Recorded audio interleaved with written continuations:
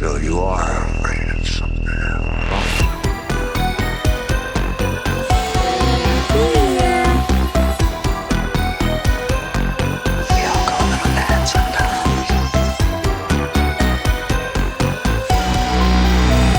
Death is.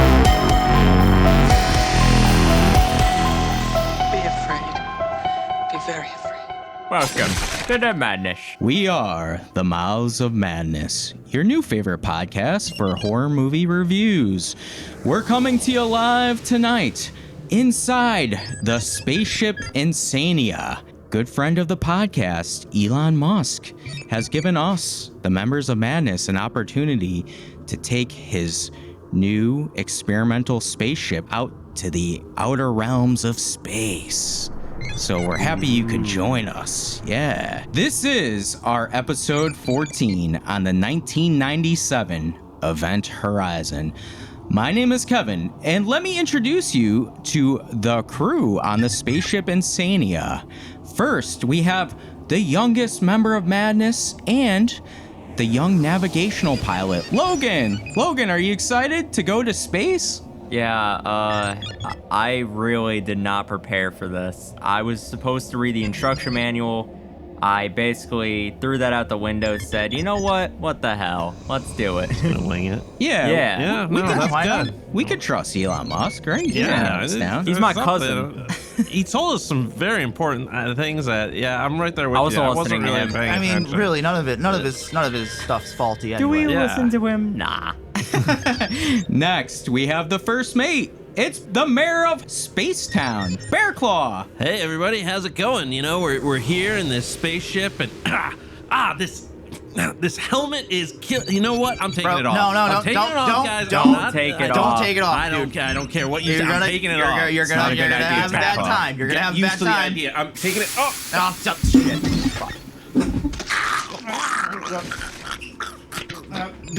Oh, Fucking helmet on. yeah. We have our last crew of Madness, Dan. Dan, what's going on? What position are you on the spaceship Insania? Trauma. He's a trauma crew member. Oh my Saved goodness. your life, you son of a bitch. I know, that was scary, Bearclaw. I think I lost an eye. Oh no, there it is, floating around. Oh man, you Ew. got Looks your like blood calamari. goo all over us here. Oh, well, we're gonna try to steer through space here. Logan, why don't you put it on autopilot so we can get through our review? Yes, I know exactly where that button is because I am very good at this. Hey, make it work. Clearly, He really he's a makes pro. me feel safe. That's He's a what- pro. That's what I like about him being the pilot. Is I think he it's makes the me red feel button. safe. I'm not sure about this. Oh man. Go with your instincts. Oh, okay. I know that there are a lot of other great horror movie podcasts out there, but what separates us from the other ones is that we're going to be giving you the older versus younger generation perspective. Myself, Dan, and Bearclaw are all in our late 30s, while my son Logan is a senior in high school. So this is the clash of the generations. Now, before we get in the episode, I want to plug some of our stuff and where to find us. Please go follow us on Instagram, and that's at mouths.of.madness. We have a great YouTube channel. Please follow us at Mouths of Madness. And we just recorded a new Straight Jacket Talk doing a review of Halloween 3 Season of the Witch. So that should be available by the time this podcast drops.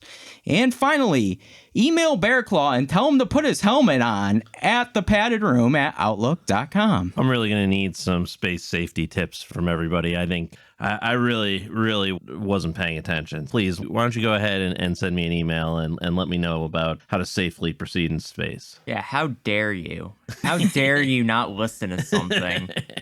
God, unlike you. Well, for our content consumed this episode, we're going to let you know what we've been up to. What have we been watching? What have we been listening to, reading, or gaming? Now, for me, I just rewatched Halloween 3 Season of the Witch for our Straight Jacket Great Talk movie. review. Great movie, loved it. For me to poop on. Yeah. I gotta tell you, I mean, I have fun with this movie every time I see it. I know it has its faults, yes. Well, it's a fun movie. Like once you take Halloween out of it, it's not a bad movie. Yeah, I think it's fun, and we discuss it in our episode of Straight Jacket Talk, kind of the pros and cons for everything with this. So it is definitely one of those movies, though, that, like you said, is a lot of fun. Tom Atkins is Dr. Chalice. Come on, that's one of the best Chalice roles. is one of my favorite horror characters. Horror icons. He's a horrible father. He's a horrible husband. Right in time for Father's Day. Right in time for Father's Day.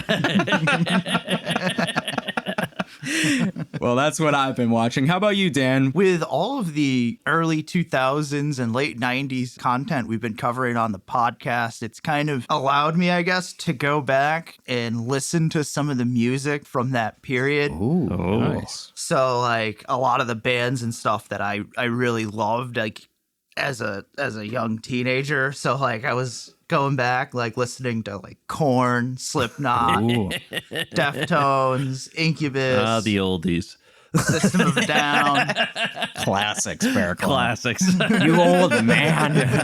It is You're going to hear Vermilion on the classic rock station. Yeah, that's so wild, right? It is like, what? That volume 3 came out in what, 2004, 2003? It is like legit 20 years old now. Holy shit. You're old. Yeah, I know. Don't remind me. But some of it, like, I still dig. Like, I still love the Deftones. Like, Korn, though, like... You're not a new metalhead? Korn to me is like that crazy character from the Looney Tunes. Taz? Yeah, it's just Tasmanian Devil. Jonathan single Davis song. doing the... Yeah, it's just like, Well, just like even some of the lyrical content, it's just sour milk. I don't know. That's really what my content is just really kind of get back in touch with the late 90s, early 2000s, and new metal jams. I love it. Yeah. Awesome. How about you, Bearclaw? I saw that movie Furiosa. That was pretty good. And, you know, that's pretty much been it for new media that I've consumed. But I also read through most of the script of Event Horizon, which was also pretty cool. But yeah, the big one was definitely Furiosa, which was definitely an interesting movie. I think it was a good movie. I liked it as far as Mad Max goes. And I think it's definitely worth catching. So you'd recommend our I'd recommend it. I think it's worth seeing in out. theaters. I think in theaters, especially for Fury Road, I'm just happy that I saw Fury Road in theaters because there's nothing like that movie in IMAX. But I would definitely, if you're listening and you're listening to this around the date it came out, then I'd definitely take the time to go see Furiosa in the theaters. I think it's well worth it as a fun experience. Awesome. All right, Logan, how about you? yeah, I mean, I'm kind of on the thing where I'm not really doing anything as much. I got finals coming up. I've been really focused on that this last week or two. So, like, not a lot of content consumed for me.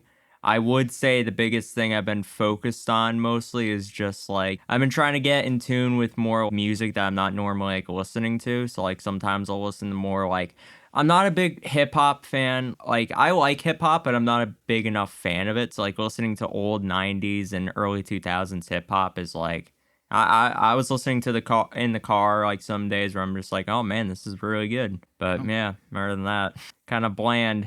Well, Nice. You know what? You did catch a little bit of the movie Tag the other night, and I was like into it, watching along. I did watch, there's this movie in 2018 called Tag with Jeremy Renner, a couple other big actors there. It's basically a true story where these group of friends play tag during the month of May. during the month of May, and it becomes like this whole like thing that they are like obsessed with. And then there's obviously Jeremy Renner's character, who is just the greatest of it. Yeah. So they try to catch him during that month, and it's almost impossible. Yeah, he's never been caught or never been tagged. You've never before. been tagged before. He's Yeah. a tag virgin. Yeah, it's such a fun movie, man. Yeah, I really recommend The it. soundtrack is Yeah, the phenomenal. soundtrack. That's what made me think of the movie. When you yeah. talked I about got the running sound. on my soundtrack, Awesome. or not my soundtrack, but my playlist now because it's just it's so good. Well, without any further ado, grab a beer, pull up your space chair, hold on to your straitjacket tight, and let's dive into the madness. We watched Event Horizon from 1997.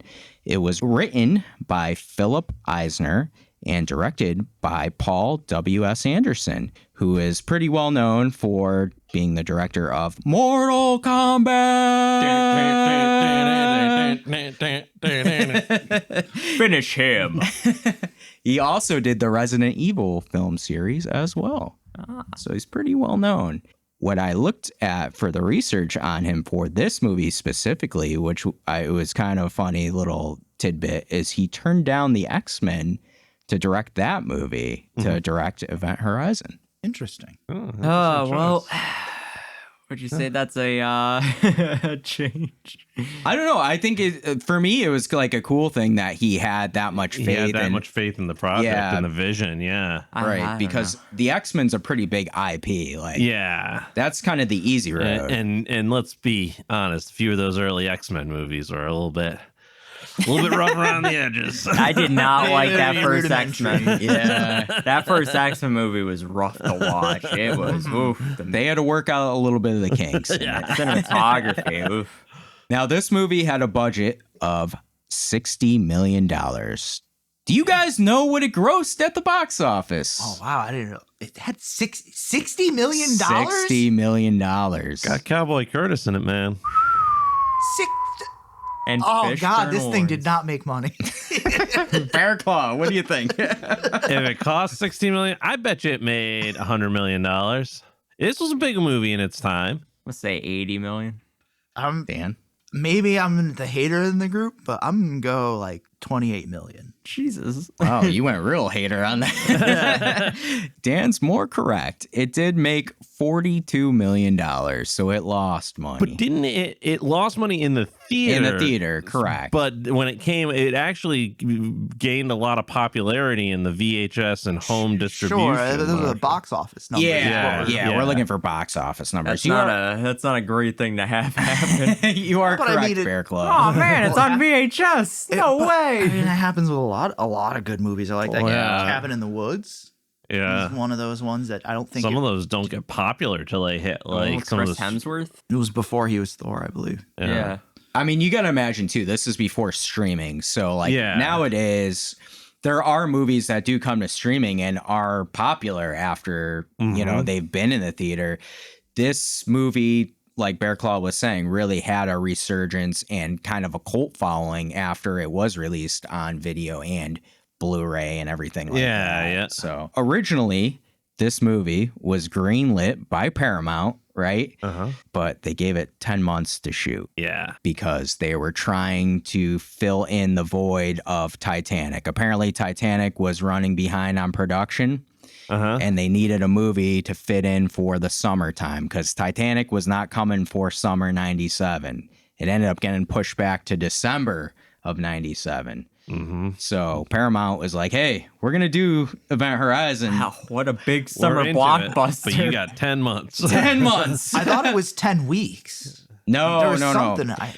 So, yeah, you bring up a great point, Dan. Most movies, they give a 10-week standard period of time to edit your film. That's what it was that I was reading. Not for Event Horizon, though. They got 6 weeks. Yep. But it was knocked down to 4 weeks because they were running behind on production. So basically, this movie, Event Horizon, was edited in 4 weeks. Not bad for 4. Well, so this Not brings up great another point, either. Logan.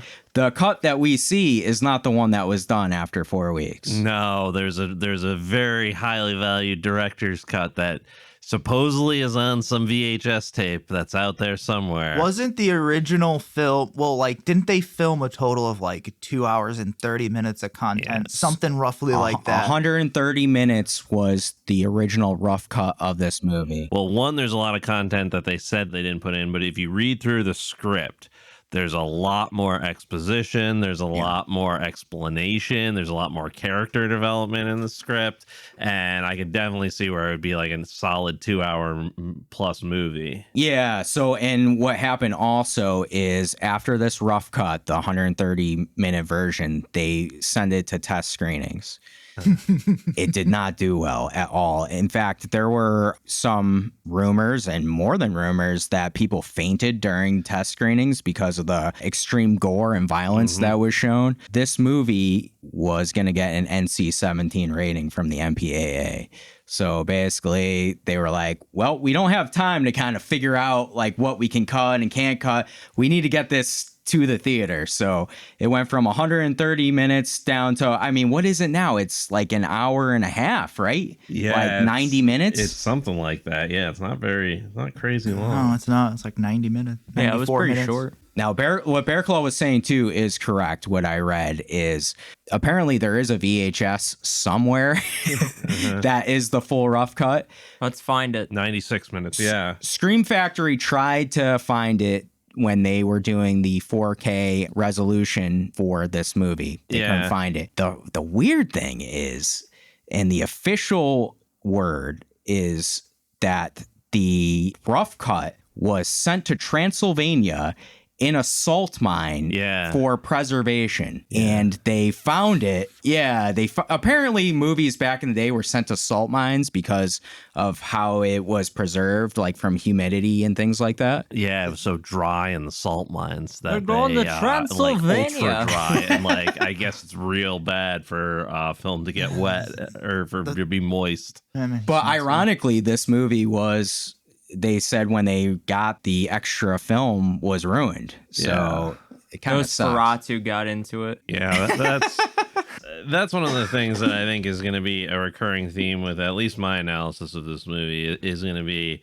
Nosferatu. the movie that it could have been, and I think that it's a good movie as it stands, but there's just so many cool ideas that never made it to the movie, and I think that it was tough to read about a lot of those. Yeah, it's unfortunate. I think that's why some of this movie is almost like the movie itself. It's like lost in this black hole, which almost makes it kind of a cult movie in a way. Now, currently on Rotten Tomatoes, Event Horizon has a 34% critic score and a 61% audience score. This was Bearclaw's pick for an episode. So, Bearclaw, why did you choose Event Horizon for us to review? So, I chose Event Horizon because Event Horizon was very much my introduction to kind of the Lovecraftian, and you know, this was 1997, so I was fairly young, but at least the start of my love of like cosmic horror. And this was actually before I had seen the original Alien, so you know, horror and space were two concepts that I had very separate in my mind, and this brought the kind of the terrors that await us out there to the forefront in my mind. So definitely a little bit of nostalgia for me. Also, I thought this movie did a decent job of some cosmic horror elements that I think are very good. Sam Neill is in it. I think his role in this is really good, and there's some genuinely terrifying parts. And if you think about the scenarios and the people and what's going on here, it's a real terrifying movie. It's not a perfect movie, but I think that it is groundbreaking for what it's trying to do, for introducing, you know, some of the concepts that it's trying to introduce to a general audience. Because I think this movie plays to a little bit more of a niche audience, kind of like maybe something more in the line of like a Hellraiser or some of the Clive Barker kind of stuff than it would necessarily something that's a little bit more general. But it's a little bit more, I could see why it wouldn't resonate with a lot of audiences. There's some, you know, some thinking parts to the movie. You know, generally speaking, I think it's a good movie. I think it's a strong movie. I think it could have been an absolute, you know, killer of a movie had some of the deleted scenes been put back in, had they followed the script a little bit closer with some of the things that they did. But, you know, decisions were made, and I think it stands on its own even without that stuff. So that's kind of my take on it. I think it's a good movie. I don't know that it's necessarily a great movie, but it's one worth talking about, and one that I'm very interested to hear everybody's take on. I think, you know, this is a different movie. Yeah. Which I really enjoy, because I don't think there's too many necessarily sci-fi horror movies like this one. You know, a lot of them go down the alien side of things. And this was not that, which I really liked. Like, this is more original, kind of this Shining or Hellraiser in space, which I loved. Well, I think it's hard to do a space kind of horror movie because like Alien did it so well that people are kind of like looking at it like that's the only way you can do it. And I think that's the wrong way of looking at it. Like they're making another Alien movie. Yeah. This is probably the 500th Alien movie, and it's all the same shit. It's always the same. It's like, why are we in space? And then it's just some kind of alien creature just comes down and starts like harassing the hell out of them. That's true. Yeah. It just randomly just wanders onto the spaceship and they're all dead. Yeah. Yeah. I mean, I think, a lot of that's because Alien kind of was the blueprint. Oh yeah, for how to Alien, do and things, I wouldn't take anything away from Alien, but this movie was, like you said, it was very different. There was this extra dimensional, pseudo religious kind of like entity that was, or the ship had become this entity that was like really at one point one of the lines is like, oh, is this the ship's like immune system trying to kick us out? And the ship being one of the main villains of the movie was, I thought, really cool. Dan, what are your overall thoughts on Event Horizon? Do you think this is kind of a different take on sci-fi horror, space horror? Oh, absolutely. I mean, I love that it is kind of like it's a ghost story. It's a ghost ship in outer space. Like, I don't know. It's cool. Like, I love the concept. I think it's so unique and out there. And it's, to Bearclaw's point, it's like the strongest thing about this movie is its concept and like this idea of this ship going like beyond our reasoning and understanding. No of man things. has gone before. Yeah.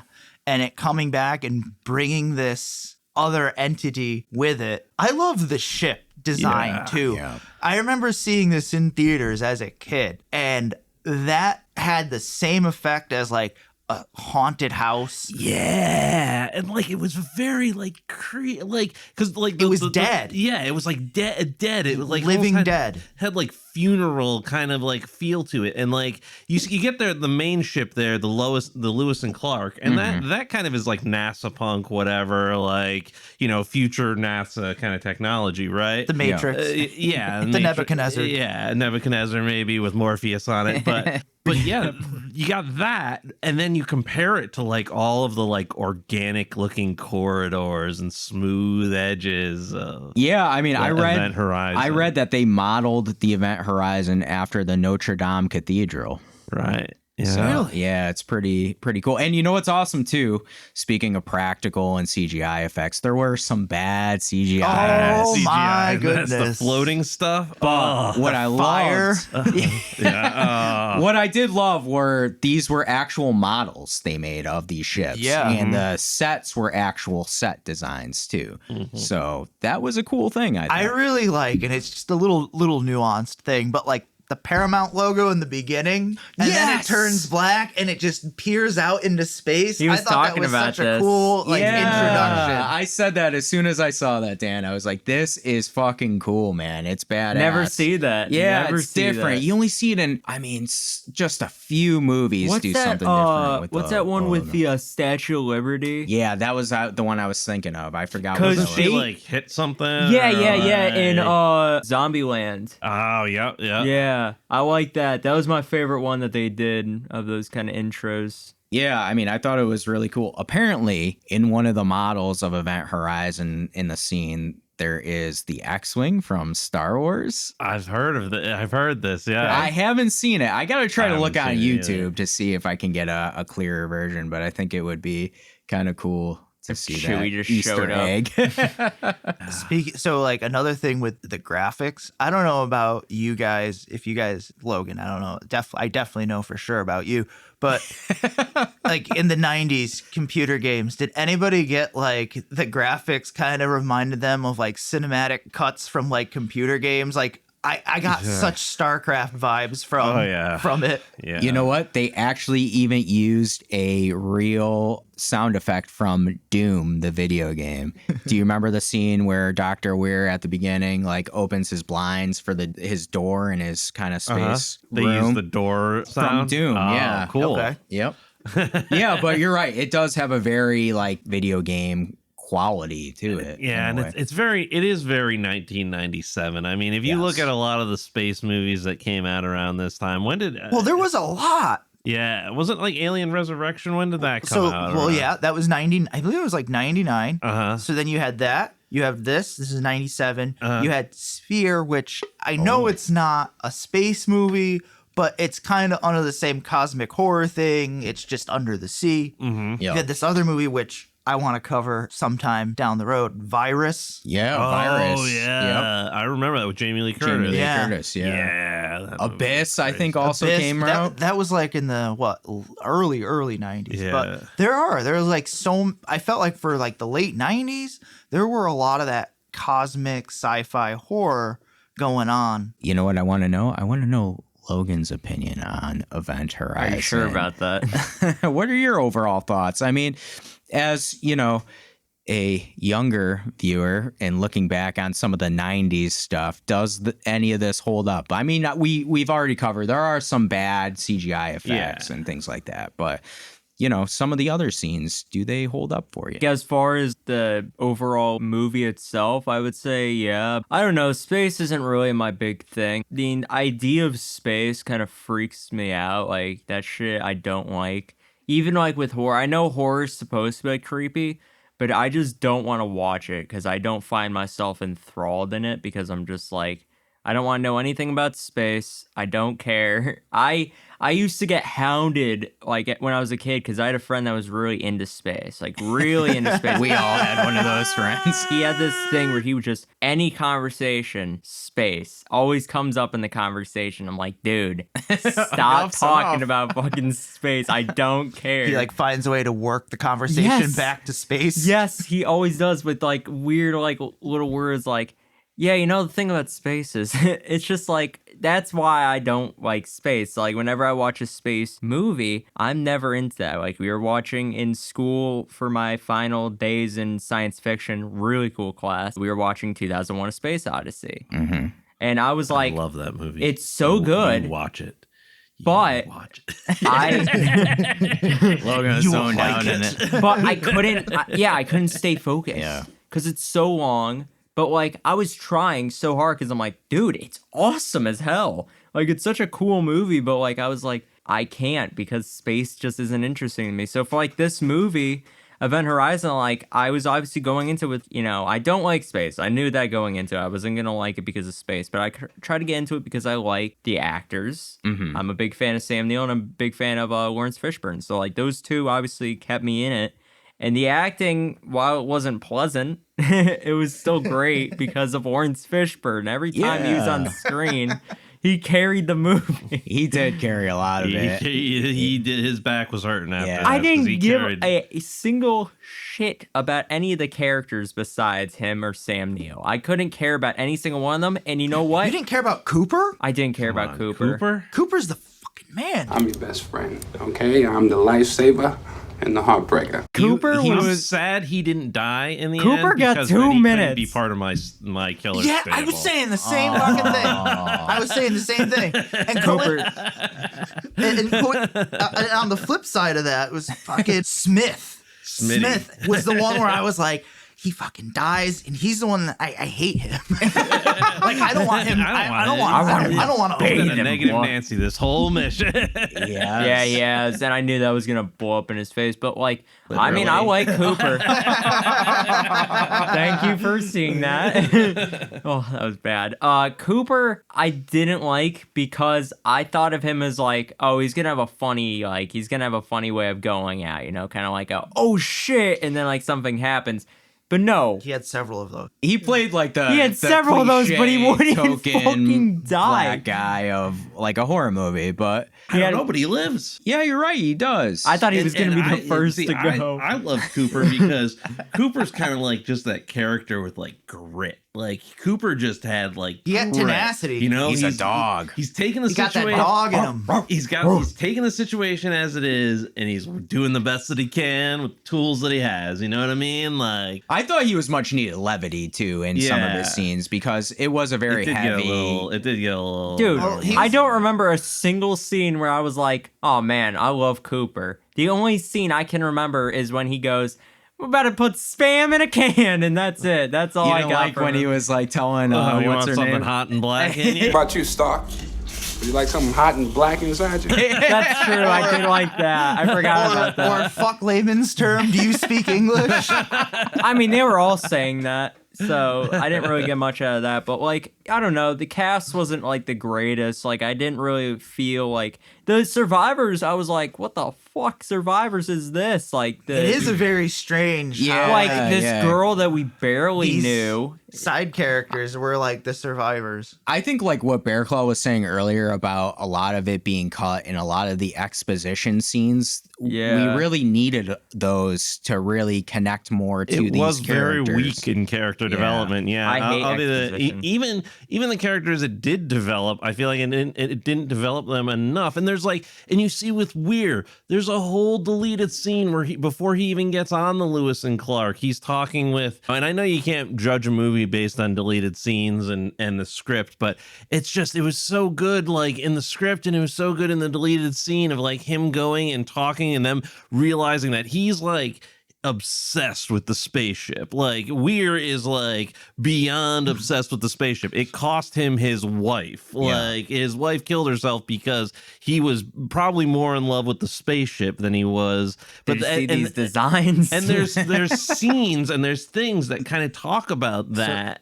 That it's not conveyed very well in the movie. Yeah. I'm really happy you bring this up because I have a question for Logan with respects to this. Logan, in your Gen Z expert opinion, I swear to God, if it has anything to do with gooning.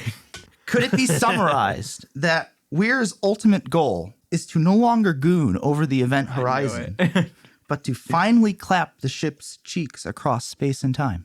Dude, he's got a weird fetish with the ship. He's like, this is my home. Like, what the fuck? You barely... Yeah. When the spacecraft passes through the gateway, space returns to normal. It's called a gravity drive. I built it. I do want to ask a question on this because this is something I had wondered. What is gooning? Besides what is gooning, and email we know. Bearclaw at the pattern room. Please do not email me that. I'll email you. Make it weird. This is kind of a big question I have because Dr. Weir has visions of his dead wife before he's on the event horizon. So my question is, the other crew members, they don't start getting visions of guilt and things like that until they come in contact with the event horizon after it's been back from wherever it's been. Right. Well, So he built it. well, why does he have those visions? Are those just visions he has because he's carrying so much guilt? The script explains this. So the first scene of the script, when it's describing, this is right at the beginning of the scene with the first kind of body that it goes into. The strobe of the red light reveals a man floating at the helm, slowly spinning. He is dead, perfectly preserved in the cold vacuum of space. His eyes are empty black pits, and his mouth hangs open in a scream. Dr. William Ware. So the ship was calling out to him. Okay. That's why, because he was, he's in love with his creation, or Yes. like, Okay. And there's also, again, this is where the story fails us, is when Ware talks about it with the Admiralty, and Ware is saying, I need to go on this mission, and keeping in mind, in the script, it goes into what Ware is. He's like the head of physics at Princeton, and he's got all these prestigious, he's a scholar, he's not a salvage operator. They're like, why would you ever go on this salvage mission? And he goes, this is not about my reputation. This is not about me at all. The event horizon was created for one reason, to go faster than light. Imagine mankind exploring new solar systems, colonizing new worlds. 7 years ago, we didn't just lose the ship and the crew. We lost the dream. So what you're saying too, I have a bigger question on, because this is what I was thinking. Was Dr. Weir mad all along? Was this his creation to go to this, I guess, hell or dimension that is replicating some version of hell? I don't know. Or like, that's a very interesting question, in engaging with the movie. Did he cut like a Faustian deal to get that kind of technology? And then like, that could be a cool story. Or maybe it's just, hey, you spun the spinner the wrong way, man, and landed on the wrong thing. Like, I mean, I was looking at like some of like the real Hellraiser themes of this. yeah. And is this just a giant lament configuration? configuration. Like you could very well roll this into like being a giant lament configuration. And like they say, you know, some people were saying like the rings around it, the core, which the core is worth talking so about. Awesome. The core is so awesome, and the core room and like the green, like you have that door too before the core that looks like the lament configuration, like the puzzle box. You know what I mean? Yeah. I think this could very easily be a lament configuration thing. And in this movie, in the cut of the movie, it's more that he looks like he's from hell, right? They kind of play it like a demonic angle, but in the script, and I'm just getting to it here, if you go down to when Weir comes back, when he's got his eyes again, and there's actually a film scene where, you know, when that blood comes out of the tank? Yes. He's supposed to like come back up and like reassemble himself. Doesn't he? Yeah, or like, isn't he like when the blood shoots down the ladder? Well, then he crawls down the ladder after he's reassembled himself. I've seen that. Yeah, he crawls down the ladder, but he's not supposed to be the devil. When him and Captain Miller, Lawrence Fishburne, are in the chamber fighting the last battle, Miller says to him, "You're going to take us to hell," or something like that. And, you know, he smashes Miller, and Ware goes to him, "I'm not the devil. I'm much, much older. I watched the beginning and I will see the end. I am the dark behind the stars. I am the dark inside of you all." Oh. And there's also pictures of like an alien world or something like that where he's like, where there's some black goo, but that's all in the script. But like they kind of did the hell angle, and they did do a lot of like the shooting of the hell stuff. Yeah. Enough of my script reading, but I just thought that was like, I guess that really caps one of my points to this movie, and that's simply that I think too much got cut. Yeah. There is so much depth to this movie that. And it's gone too. It's like, yeah, this is one of those movies we actually needed exposition, I think. Yeah. You know, like we were always complaining in other movies where there's too much exposition. I complain all the time where there's too much. The latest Candyman movie. Like, why don't we just sit and listen to you tell us the whole thing? Dude, I hate how many times they have to explain the freaking origin of the Candyman. Like, I don't give a shit. I'm glad you talked about like the deleted scenes, especially with him going through that blood tank and then coming down the stairs, kind of Exorcist style. That makes sense because one of the questions I had too is Dr. Weir had ripped his eyes out, right? And then all of a sudden at the end, he's like back together, kind of like in this other being looking, which actually kind of looks like Pinhead a little bit with all the scars. Yeah, with and, all the scars and stuff. I thought that was I literally pretty ironic. said where at the end looks like a Coraline turned into Hellraiser for some reason, just because the hell with it. Let's just make him look. Well, that was my question because I was like, wait a minute. He had this big like monologue where we're going. Where we're going, you don't need eyes. Yeah. What happened to your eyes? Where we're going, we won't need eyes to see. And then all of a sudden he's back and he's got eyes. And I'm like, oh, what? Very Doc like, what? Brown of him. What happened here? You know, so that I think like, again, some of those scenes that are cut out, even those scenes, like why not put those back in? Yeah. Some of them, it was like studios thought it was too bloody. Like they had some pretty hardcore like hell scenes that they had filmed that were pretty intense. Like literally people banging each other to death kind of thing. Like they actually got real life porn stars and amputees to Malkova. film those scenes. damn. Yeah. That's how intense they were, supposedly. Yeah. It was like a hell orgy. Yeah, it was like a hell orgy, and like, oh, the captain holding his eyes, telling them not to in Latin during that. That was pretty cool. So I'm glad that they kept that in. I would have fought for that. How do they against think the hell studios. is? I want to ask you on this because I had seen a fan theory on another podcast where when they translate the Latin portion of the old captain, they had a miscalculation, right? Yeah. It was like save me, and it was like, no, it was not save yourself. This fan theory is, though, the actual Latin spoken does not say save yourself. It says specifically, and I could be wrong on this because I don't speak Latin, but it says specifically set yourself free of fire, of the fire.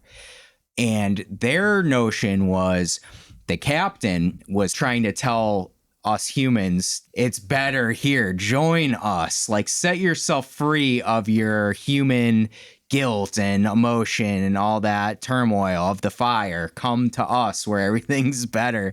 And I thought that was a cool kind of thing, and maybe actually makes sense in why, you know, the captain would have his eyes out like that, and kind of a welcoming, you know. Not a warning, but an invitation. Oh, yes. That's really good. I like those scenes were scary too, I think, when they find that log and things like that.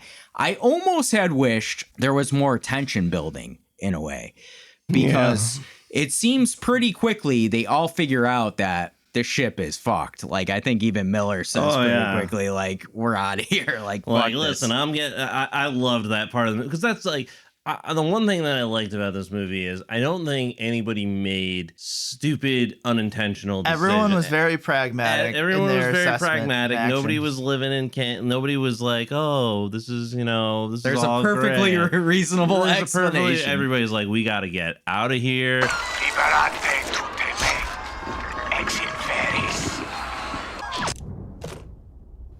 We're leaving. And like, I loved when Captain Miller was like, no, when he was talking to Where he's like, no, I'm going to take my ship out of here, turn around and blow this thing to Kingdom Come and with missiles. And those scenes too, kill it with fire. Those scenes too really like set off this idea to me that Weir was evil all along. Yeah. Because, you know, whereas Jack Torrance in The Shining, you have this madness that overcomes him gradually, right? Mm-hmm. And this was not really that, you know, because pretty much right away he was like, you know, we have to be here. We have to save this. We're not going anywhere. Like, there were scenes like Cooper saying what happened with Justin and touching the core and things like that. And he was like, no, that wouldn't happen. Like, you know, could anybody else but Sam Neill have played it that well as being like, oh, well, Cooper, I'm sorry, you must be delusional. I believe he saw something. I need an explanation.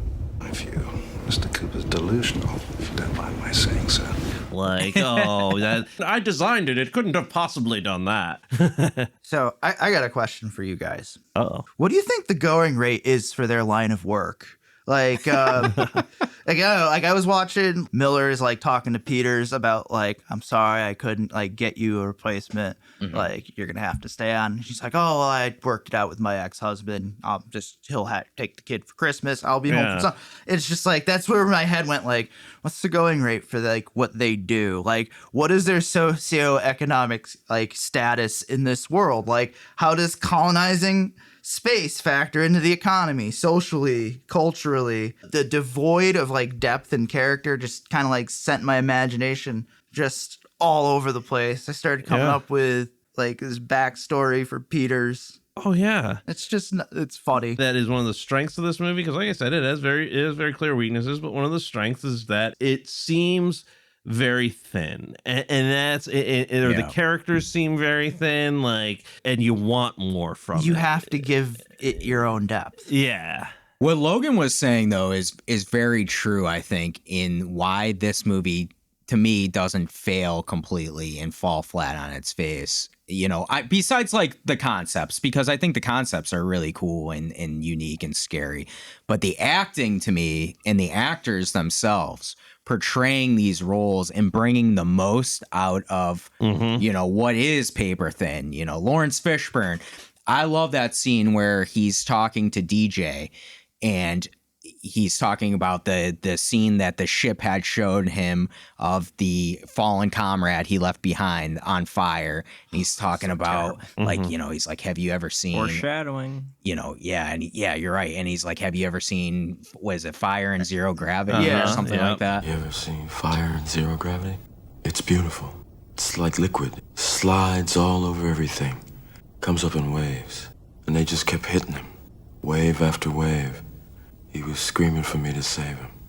I did the only thing I could. I closed the lifeboat hatch and I left him behind. And he goes on about the story, and DJ's like, you know, sir, you never told me that. He's like, I never told anybody that. Yeah. You know? And I thought that was like, that was cool. Such a powerful moment, and it really shows you. He carried. Yeah. No one else had a good acting Sam Neill, I thought was good. Yeah, Sam Neill was Neill. very Sam good. Neill was good. I But thought Cooper was good. I thought Stark was good. DJ is good. Stark was barely there. Yeah, but she did a good job of conveying some of the stuff. I think the only character I liked was the guy who doubted everything, where he just wanted to go Smitty? home. Yeah, when he found the they call him Smitty in the movie. Smitty. when he was on that ship trying to find the bomb. the bomb, and he sees it right in front of him, and he's like, "Get out of there!" And he finally like takes that last breath. Like it's just this That was a shuddering powerful breath, scene, yeah. and then boom! And I was like, "Holy!" What about shit. what about DJ? What did you think of him? Lucius Malfoy. Lucius Malfoy. Yeah, I was gonna say. Eh. Oh, I know See, Latin. I love him as the actor. That he always does. I know a Latin fantastic for job. some reason. Again, I thought they really did the best they could with a lot of the Yeah. roles. You know, I did think that was something that was lacking in this. Again, like we talked about, was character development. Like, let's show.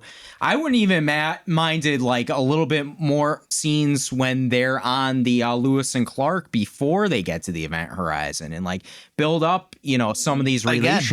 What does their home look like? You're right. What is this like? I don't know. Like just. And maybe they're on Mars, right? Because didn't they say they they've colonized Mars? They colonized the moon. They could be on the moon. What was your initial reaction, Logan, to the opening lines of the movie where they're like 2015, first permanent colony established on the moon? Like, just.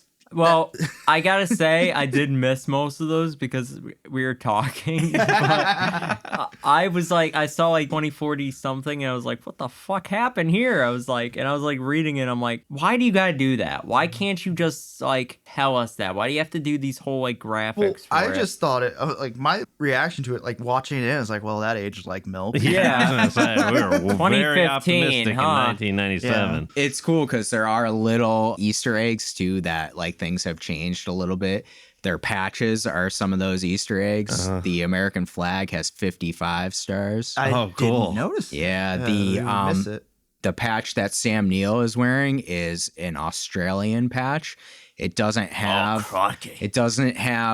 what's the emblem from the UK, the Queen's Union Jack. Union Jack. It doesn't have the Union Jack on it. It has an Aborigine emblem on it. So he was thinking that it meant like, you know, they're no longer owned by Great Britain, like they had their independence. God save the Queen. So there were a little bit of Easter eggs as like you said, what have we done in the future?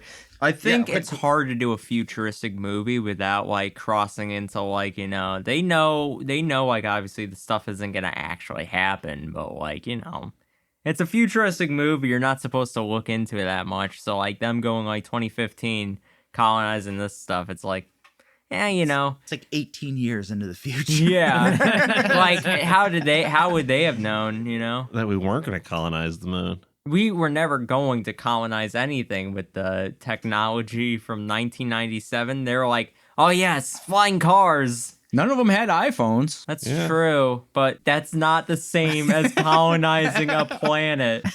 Yeah, like I feel like the travel iPhone is kind of like crawling.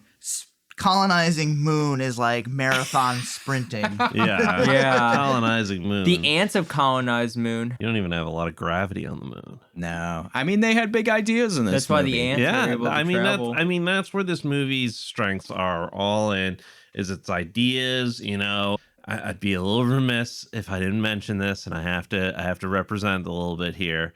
But this is very similar to a concept in something that is very near and dear to my heart. I'm going to show my nerd card here a little bit with Warhammer 40K. I've heard this. Yeah. This is considered to be one of the first Warhammer 40K movies because, you know, I won't go into too much of it, but in order to travel through space in that universe, you kind of have to go through hell, or like hell's equivalent, and there's a certain special type of force field that protects you. But that's how in that, you know, sci-fi universe warp travel works is you have to have this psychic who can navigate you through what's called the warp. You have a field around here called a Geller field. It can travel faster than light between 2 points of space, but you have to go through hell. And that was a concept that was introduced in the 86s. So, I mean, it was way before this. So I don't know whether they took the concept from that. There was also some stuff from like some other movies I heard where like hell is inside of a black hole kind of stuff. But I just had to do a little shout out there.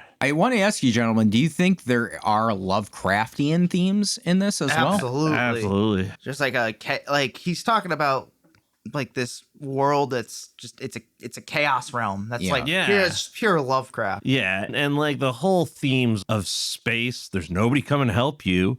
Nobody cares about you. This ship is trying to kill you. They want to take your soul. The biggest Lovecraftian theme, I think, would probably be like forbidden knowledge or pushing science too far. Mm-hmm. Yeah, that's a theme in this, I think, too, pushing, right? Yeah, pushing science or pushing... It's both. You know... It really is. Humanity stepping in the proverbial dog poop, so to speak, you know, of like trying to move forward, but not understanding the rules of the game and then getting spanked for it, you know? I gotta say, for me, what is terrifying is the concept of space, like Logan was saying a little bit too. But with this movie specifically, I think that there are themes that what's out there, like what are we doing? And the unknown is a big thing, the unknown.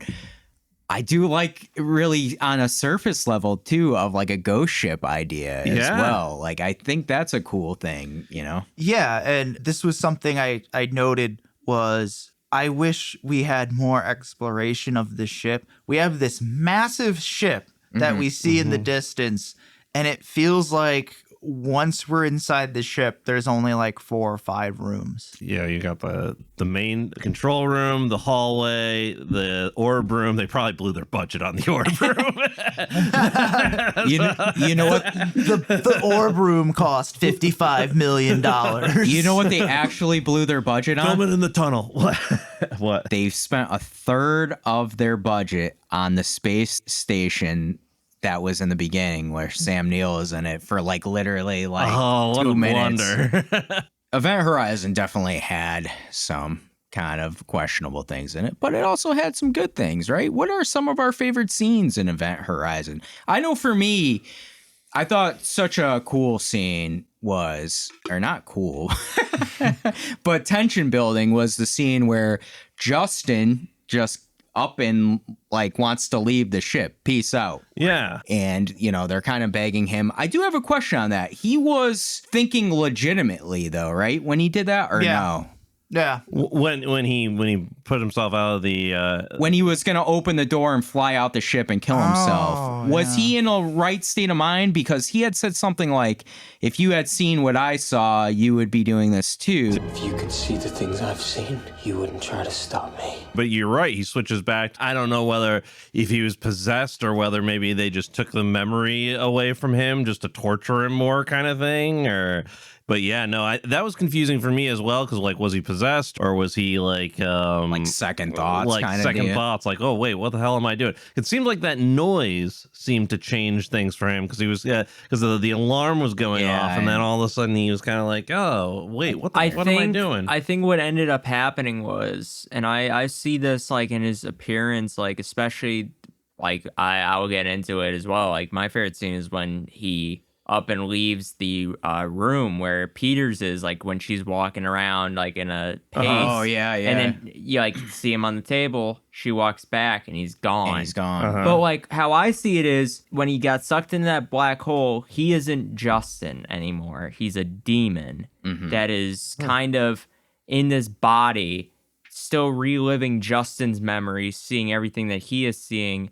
And obviously like he's not himself. And when he goes into like kill himself, he's obviously still Justin with like, you know, he sees the things he's seen, but he's still possessed. But when he hears that alarm, it kind of like gets that all out and he's like, wait a minute, what have I been doing here? Where am I? Yeah, dude, you just made the ending to the movie so much better with that analysis because Justin survives all the events And at the end, you get like this tease of the ship chamber door closing. Yeah. Justin went across the other side, like he's clearly still like whatever Maybe like he latched will on to embody him. the darkness. Ooh. Well, he did say the dark man was going to come. Ooh, because I did want to ask that too The about the Hat Man? ending. If you thought, The Hat Man. hey man, I've dealt with allergies pretty clearly for like a week and a half, and they've been pretty bad. So you take a couple Benadryl. Apparently, there's the Hat Man. You could see maybe a future horror movie. The Hat Man? Yeah, You've when you never take heard that? enough Benadryl, you see a figure or a. Have Dark, you ever heard of shadowy a figure. paralysis demon? Oh, isn't that with like when you're sleeping, right? A paralysis demon is like because your brain shuts down your like muscles or something, your sympathetic nervous system. I don't know. Apparently, And then- You're between you see awake things. and asleep. Oh yeah, that would be terrifying. this is kind of like that, but it's like a shadowy figure with red eyes that a bunch of people have similar Seen. experiences. The on only thing I Benadryl. see when I take Benadryl is the back of my eyelids I don't because know. man, that stuff takes me out. Google the Hat Man for those people out there. But Well, You have to take a lot. Speaking of medical and Justin, I want to walk everybody through what happens when you go into outer space without a pressurized spacesuit. Let's hear it, Which is Bearclaw. very timely. So I looked this up. I saw some interviews from an actual astronaut. I looked up some of the terminology.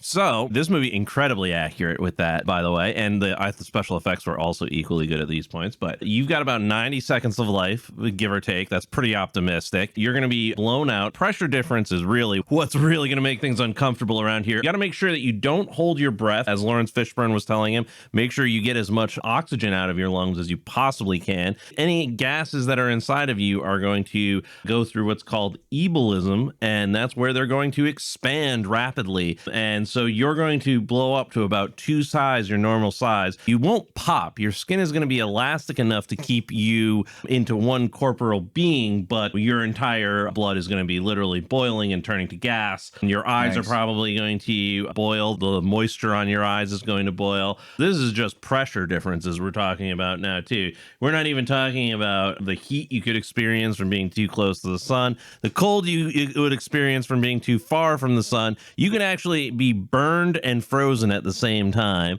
And then not only that, you're going to be, no matter what, you're going to be dealing with a whole lot of radiation. So Justin, and what they told Justin to do was pretty accurate to what real life astronauts would do in this situation. I want you to huff and puff and blow all the air out of your lungs. You hear me? All the air out of your lungs, Justin. But you're not going to get a lot of stories about that. No. You don't survive. yeah, you're not coming back from that. That was the more you know from Bearclaw. Yeah. That was a very big tension scene That in this was. movie, and like you said, some of the imagery too, with like the blood coming off of his eyes, and God, it was tough. Dan, how about you? Do you have any favorite scenes in this movie? I don't know necessarily would say favorite scenes, but like there are some scenes that I like that kind of like got me like when I was younger, that kind of creeped me out. Like his wife while he's he's changing out like the circuit breaker and like the ventilation system, and she like appears, like all the lights go out, and like I thought she was like the creepiest part of the movie, just her hallucination of her, and like the no eye, like when she's like holding him naked and like he looks up and she doesn't have any eyes. Oh yeah, man, that's creepy. I had seen somewhere that there is a specific color combination when Miller is on screen and when Dr. Weir is on screen. And specifically the vent scene made me think of this because there's like greens in the vent with Dr. Weir, right? And then Miller has a lot of blues like with him. I believe that's the way, or it could be the opposite. But I thought that was kind of a cool little thing that they almost have their own like palette that kind of follows them around in this movie. I kind of refer to them as clothed Weir and naked Weir. Like clothed Weir, like I thought he was like creepy as hell when he's got like he gouged his eyes out, but he just stapled it shut because you don't need eyes where we're going. Right. Like I don't know, I just thought Sam Neill just was the best part of this movie. And like in him my having opinion. that conversation, I thought was so cool. Like where he's in the captain's chair and he's having the conversation with Miller, very casually. just like, I got an eye problem right now. Like its whole face is mutilated, it's stapled shut, and he's having this whole like, oh, you're the crew now, and starting the gravity drive. Yeah. Can we talk about the captain's chairs? I've been dying to talk about the captain's Go ahead. chairs. Go ahead. Can we talk Go about off. the captain's Go chairs? off, King. I'm just saying. Lawrence Fishburne's captain's chair is pretty cool. You like his captain's I like chair. the captain's chair. I think the one in the Event Horizon's a little doofy by comparison. It's no Captain Kirk's chair, but, you know. No cap. Are those your favorite scenes in the movie, Bearclaw, or the captain's chair? No, well, a little bit. I did find them comical. No, I'd say my favorite scene in the movie is probably naked dark Sam. You know, the things that like a lot of the scenes with like Miller and like the end scene there was probably like my favorite one of the movie where you know it just really goes off the edge and is just like, no, this ship is alive and you are all now part of it. So at the end too, right? Because he opens the gateway. They do go to hell, right? In that portion of the ship. Or that other dimension, right? I don't think so. I don't think they make it in because the second half of the ship gets sucked down into it. Yeah, but that's after separation. Yeah, that's what I mean. That's though. what he's talking about. Dr. Weir and Miller go into the black Miller coats. sacrifices. So Miller himself. sacrifices himself to save his crew. But like we said, did he really save the crew? Because Dan was saying earlier, I mean, Justin still has this entity in him, right? Yeah, no. And or is he exposing, you know, when they rescue them, is Justin going to bring that entity back to the earth? Right.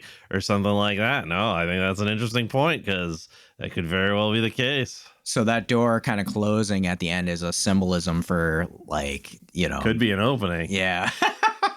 Well, it could be something terrible, and it probably is. I mean, I think what they were trying to do with Sam Weir's character, there's that saying of like, be careful when you look into the abyss because sometimes the abyss may look back into you. And he strikes me as one of those scientists who stumbled one way or another, got to some forbidden knowledge, and then it, you know, looked back into him. I think I want to ask in finality here, there were rumors that this was gonna end up having a remake and being a show on Amazon for a while. Now, nothing's become of it since, but I want to hear your opinions. Do you think this would be either a good remake idea for a movie or for a TV series, or just leave this be? Like, it's a cult classic. Amazon leave it alone. before The Boys is like Hulu without everything else. Like, that's how I see Amazon, like before The Boys was on Amazon. Like, it's just, I think there's enough meat on the bone for a 2-hour movie. I don't know that there's enough meat on the bone for a series with this. I would Bearclaw on this. I would absolutely love to see them remake it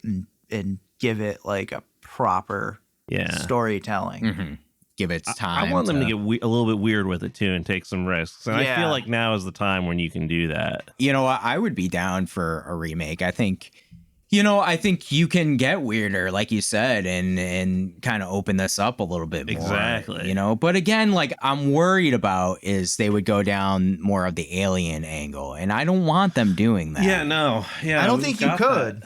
We've got that already. This movie, no, you couldn't. Originally, I had read that they were going to do an alien angle, like when they discover Event Horizon. Yeah, aliens were going to be on board. I'm glad they did it. I'm glad they did the supernatural thing because I think that is more meaningful and like, you know, you've pushed things too far. The only way I could see it series working is if they made the character Weir, like, I don't know.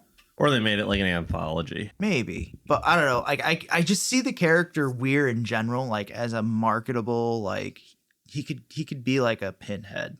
Yeah. Kind of is a Pinhead. Yeah. Definitely. We should do Hellraiser.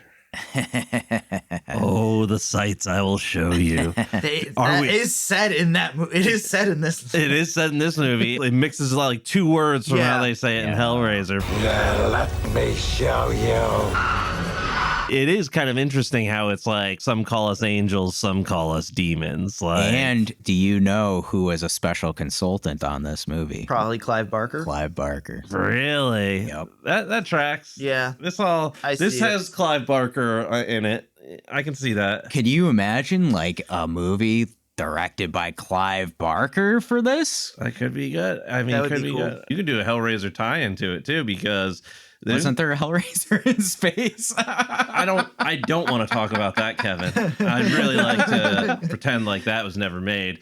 Hellraiser kind of went downhill after number 2. Some say even sooner than that. But but yeah, no, I think that, the whole just there, maybe something is out there maybe it's not nothing, because honestly, nothing is probably the scariest thing that's out there. But maybe what's out there is not good. Maybe it doesn't have our interests in mind, Yeah, and that's a scary thought in itself. That's a scary thought. But for a happier thought, let's do our favorite segment, Hook, Line, and Stinker.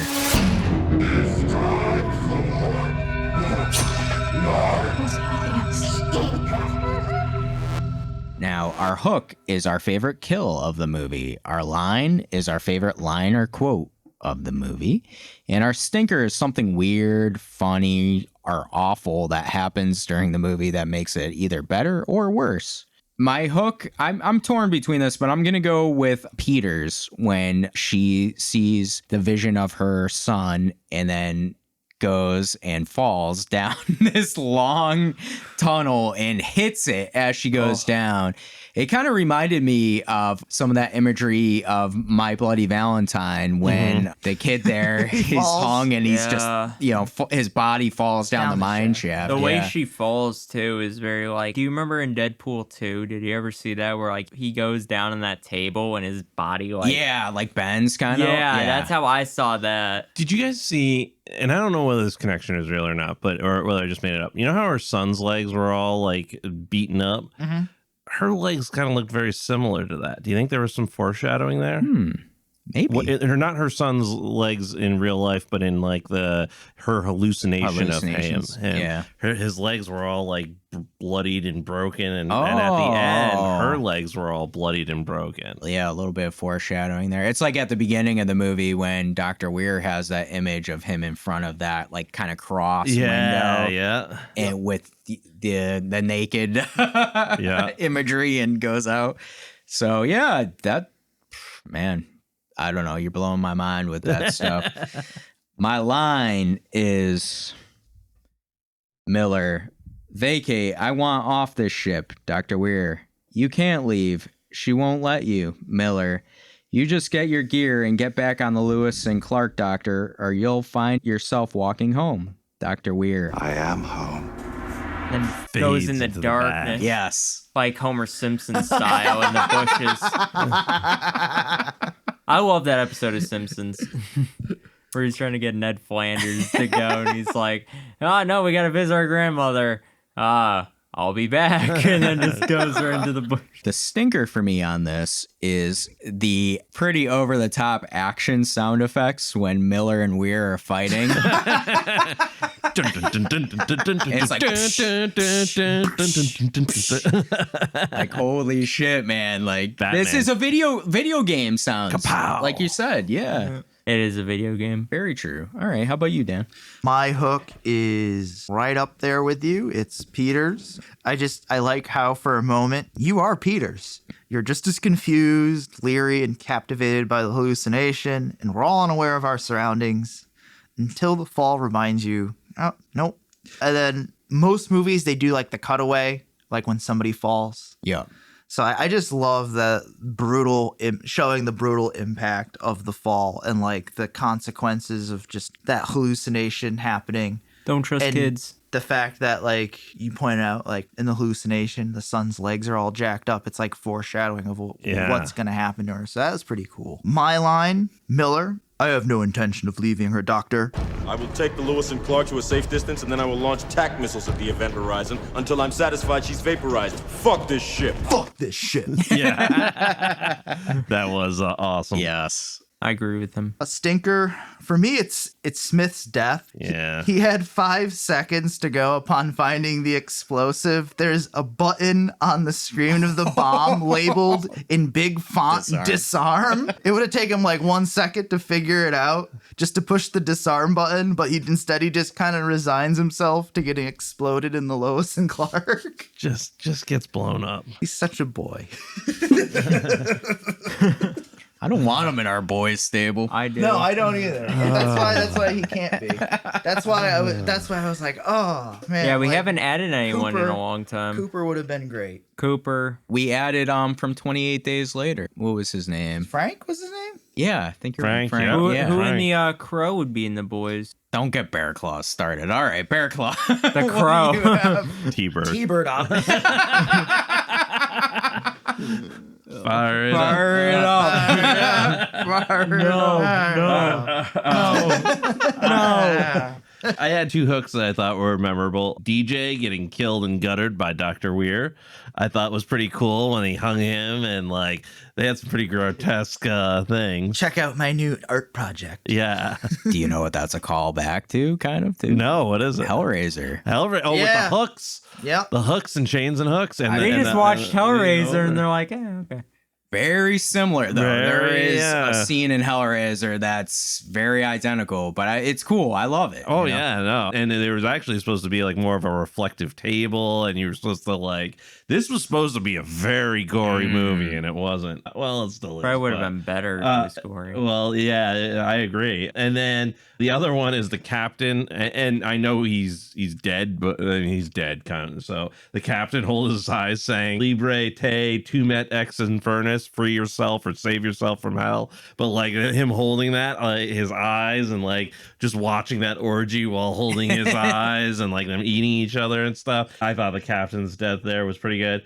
And then the best line, one of my favorite lines, and I absolutely loved that character of Cooper, because I love characters that against all odds persevere. You know, they have the personal internal strength to persevere when a lot of us would just go, this is insurmountable and I'm just going to sit here and wait to die or something like that. So, you know, when he vents his air tanks to get back to the ship and he goes, here I come, motherfucker! I love that. And like the bravado of it. You know, when I was younger, I did not appreciate bravado, but as I get older, I appreciate it more and more and understand a little bit more of the necessity of it.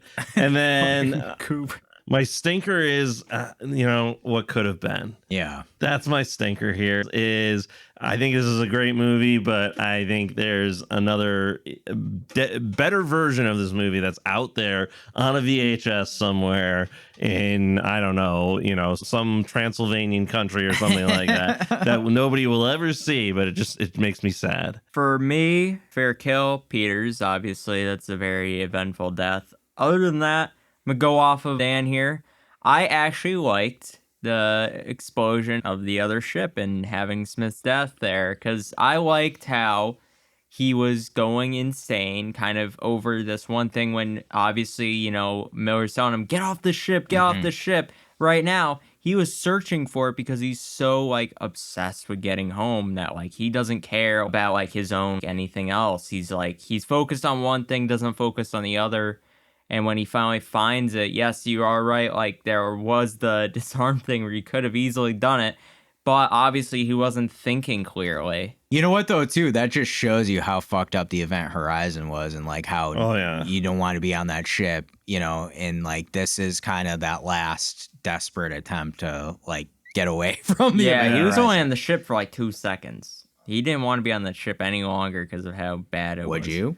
No. I mean, if it knew what you were afraid of, like knew you so well that... Yeah, that's true. Oh no, Billy! My favorite line, gotta go for Cooper. Ooh, it's time to play Spam in the King. Second that line popped up, I was like, damn you, Cooper, you won my heart. For Stinger, I would say just character development, like overall, like trying to make these characters work. I feel like there was an ensemble of characters that just didn't work. Also, I didn't like that Sam Neill became Coraline and then became Hellraiser for some reason within like a matter of seconds. I was like, what the fuck is going on? That's true. Oh, it's just what a movie. Do you guys have any honorable mentions? I have an honorable mention for Stinker is the fire special effects. They're in that final scene fighting in the core, and Lawrence Fishburne's face is very visibly on fire. And he suffers 0 burns. Hey, he's got great skin, maybe. I don't know. Yeah. Maybe he's wearing some of Leslie's the fire retardant speech there or something. Yeah. All right, we're on to our final rating. They're gonna rate the movie. What will they rate the movie? The killer is great, the victim sucks, the survivor is in between. What was that? Now, our final rating system is Killer, which the movie was awesome. It was amazing. We would highly recommend this movie. We have Survivor, which is our middle tier. It was okay. There's some rewatchability, and we might recommend this movie. And finally, we have The Dreaded Victim, where we were all the victim in this movie. There's no rewatchability, and we wouldn't recommend the movie. For me, I'm going to go Survivor on this movie. There are a lot of things I like. There are a lot of things that I didn't really like. It's very middle of the road for me. But, you know, in talking to everybody, there's a lot to talk about and think about in this movie, which I do appreciate. The acting was really strong. I love Sam Neill and Lawrence Fishburne. I think they gave great performances with the script they had and really did carry a lot of the underdeveloped characters. Some of the effects were really bad. Some of it was a little bit boring, even though it's only an hour and a half movie. Some of it dragged for me. I actually would have liked to see more scenes of exploring the ship and little by little, maybe going into madness, you know, maybe all of a sudden they'd start turning on each other and become monsters. Now he's turning us into monsters. Yeah. I think just some more of that would have been cool. But you know what? I'm torn too, because at the same time, I do like how all these characters respond to what's going on, and they're not stupid. Like, they're not playing it like, okay, everything's going to be okay. They're like, let's get out of here, you know? So I am very caught in the middle, but I think overall for me, like, I would recommend people see this movie because I think there is a lot of good and there are a lot of cool things for people to check out. And this movie does do something different than a lot of sci-fi horror movies. So that's why I got a Survivor on this. How about you, Dan? Man, I came into this with a rating of Survivor, but since our conversation, I'm actually going with Stinker on this. Victim. Yeah, excuse me, Victim. Wow. Worse than you stink. Victim on this because, I mean, what are we talking about here? We've spent an entire podcast kind of talking about what could have been.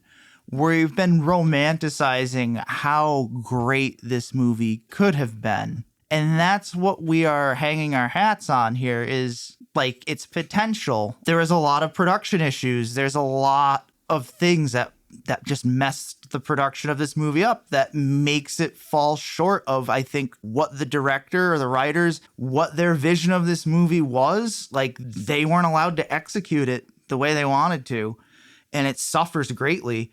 And there's things I love about it, but I think just because you love things, objectively speaking, I think this isn't a good movie. I do like the concepts, but to your point, Kevin, like with it being kind of long in parts and it's drawn out sometimes and just it's lifeless in terms of character development. It's just, I don't know. I can't give it more than a stinker. It's Victim. I keep saying goddamn stinker. It's It's a stinker. Victim. Yeah. Bearclaw. So I definitely see it as it is, but I was initially going with a Survivor rating, right? That was what I was coming in here with. I know this is my movie and I brought it in, but I felt this movie has some serious shortfalls to it too. But then I thought about it. And I really dove into thinking about the orb room, some of the visual imagery, some of the things that it brings across. And yes, there's a better version out there, and there's things that weren't in this movie. But even with the things that weren't in this movie, if you take all that away, this movie itself is something different. It doesn't do aliens. We've stumbled into our own problems in this movie as humanity, or maybe have been guided into problems from some outer entity. And for 1997, for this movie's place, this movie's time, the technology limitations, it obviously had some funding limitations, but conceptually, it introduces new things. And I think that's what makes it, in my mind, a killer and worth seeing, because I think it adds to the horror genre. I think it fundamentally adds a dimension to the horror genre that is either, that I would argue is either underutilized or perhaps not utilized at all. It adds to the Lovecraftian of it. So I give it a killer just because I think it's interesting. It brings something new. It challenges you, and it challenges you to think about the movie that you're watching. So that's why I'm giving it a killer. Logan, what are your thoughts? For me, I do not think the acting was great at all, besides two main characters, but you're going to expect that from two great actors. The writing for this movie is all over the wall. Ending was abysmal, with weird final survivors, and no one really clicks with me. It makes me care about them. Lawrence Fishburne basically carried the movie as far as acting and made me root for him. But the others are just an ensemble of bland characters and terrible one-liners. I would give this movie a victim, because I was definitely victimized by watching this. Back in the padded room where you belong with Better Watch Out and the Leprechaun. Oh, don't disrespect the Leprechaun like that. Yep, I did. That's right. I want to kindly remind you, gentlemen, I was the sole survivor of the Leprechaun. I'm that half star that's on our letterbox. Thank you. Yeah. Thank you for giving such a terrible movie. Oh, man. No attention. Now, Nathan, our producer, also rated Event Horizon. And for his final rating, he said, in the group text between us all, Bearclaw said that this is far from a perfect movie. That's the understatement of the century. This movie is really, really stupid. Dramatic pause, like I gave you, Nathan. Also, I kind of love it, and I'm giving it a killer. Oh, screw you. He gave you the old Shyamalan twist. What a twist. Damn. M. Night, friend of the podcast. We're friends with M. Night, and we're friends with Elon Musk. Now, we also asked our audience what their thoughts were on Event Horizon. So let's check out our Instagram, and that's at mouths.of.madness. Modern Monstrous said, any movie with baby Morpheus is fine by me. Also, yes, watch it. There's apparently so much lore. And yeah, hopefully we gave you a little bit of that on the podcast right now. Hyped on Horror said, such an amazingly weird horror movie. Ooh, yeah. I like it. Dirty_D_937. Great movie. Lawrence and Sam put on great performances. Yeah, yes, I would agree. I agree. Judas in my mind 90 said iconic. Ooh, we got a Fosse another fan. Killer. Yeah, see, that's man, I like it. That person must like Fosse. Chris Jericho fan. KLAMPE5678 said, the first time I watched this, I didn't really enjoy it too much, but I watched it again a few years ago and got so much more out of it. Space movies always have an extra layer of creepy for me. I'm glad I gave this movie another chance. See, you know, I think that you have to engage with this movie a little bit, and I think that like I said, there's some barriers to that, but I think sometimes a newer audience too, it's tough to ask them to engage in a movie. What are you saying about young people? Yeah, you guys don't have a long attention span. Attention span of a moth going to a lamp. Wait a minute. I'm not roped in with those people. I am those people. Denim Chicken, one of my favorites. Heart eye emoji. Thank you for the heart. Beer_QST. Event Horizon is the film I would recommend to anyone that wants to be scared. Ooh. Really? Ooh. Yeah. I mean, yeah. Some actual terror there. We'll be back again soon with another episode, and it's going to be Logan's pick on the movie Get Out. That should be fun. But now that we've concluded our review of Event Horizon, let's take this off autopilot so we can get back home. Logan, take us off autopilot. Yeah. Yeah, I definitely know how to do that. I think it's that button right over there. Wait a minute. It's not working. What's going on here? I know I didn't read the instruction manual, but this None of these definitely buttons are doesn't feel working. right. What's going on here? What's up with the What's ship? happening? Where are we This is even supposed to be? Where are we? Yeah, where are we? We have not been paying attention here. Anybody else feeling hot? Oh. The air's getting Bearclaw, old. keep your helmet on. Quick, push as many buttons as you can, everybody. Oh my god. We're going to hell! No! No! Back to the padded room with you! Fuck the ship!